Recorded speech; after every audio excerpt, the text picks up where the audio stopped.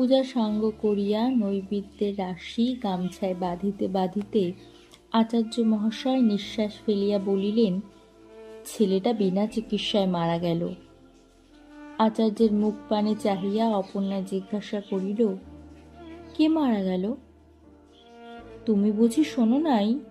কয়দিনের জ্বরে শক্তিনাথ, ওই মধু ভট্টাচার্যের ছেলে, আজ সকালবেলা মারা পড়েছে।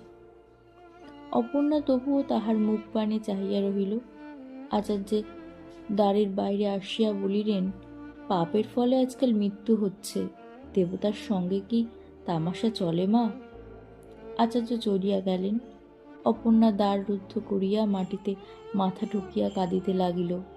সহস্রবার কাঁদিয়া জিজ্ঞাসা করিতে লাগিল, ঠাকুর, এ কার পাপে?